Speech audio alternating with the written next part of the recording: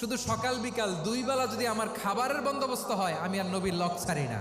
আমার আনসার সাহাবারা ক্ষেত খামারের কাজ করত, আমার মুহাজির সাহাবারা ব্যবসা করত, আর আমি নবীর সাথে সাথে থাকতাম।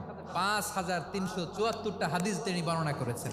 সবচেয়ে বেশি হাদিস বর্ণনাকারী সাহাবী আবু হুরায়রা রাদিয়াল্লাহু তাআলা আনহু। বিড়ালের বাবা কি করতেন? খালি হাদিস মুখস্থ করতেন। হাদিস প্রিজার্ভেশনের কাজে বিশ্বনবী ওনাকে কাজে লাগিয়েছেন। উনি একদিন বলেন, ইয়া রাসূলুল্লাহ আসমাউ মিনকা কাসীরান ফালা আহফাজু। নবী, অনেক কথা শুনি, আমার মনে থাকে না। বিষ্ণু বললেন, তাই তোমার চাদরটা বিছাও। আবু হুরায়রা বিছালেন। বিশ্বনবী হাত বুলায় দিলেন। এরপরে অনেক হাদিস বর্ণনা করলেন। আবু হুরায়রা বলে, তারপর থেকে বিশ্বনবী যাই বর্ণনা করে আমি শুনি আর একটাও বলি না। এখন সুবহানাল্লাহ। বিশ্বনবী ওনাকে নবীর এই যে লক্ষ হাদিস প্রিজার্ভেশনের এই দায়িত্ব দিয়েছেন সাইয়েদনা আবু হুরায়রা রাদিয়াল্লাহু তাআলা আনহুকে। আপনারা কি খেয়াল করেছেন কত বড় চৌকস ট্যালেন্ট হান্টার ছিল আমার নবী? এক একজনের এক এক ট্যালেন্ট, এক একজনকে এক এক দায়িত্ব দিয়েছেন, এক একজনের প্রতিভাকে এক একভাবে বিকশিত হওয়ার সুযোগ দিয়েছেন। আওয়াজ করে বলেন ঠিক কি না?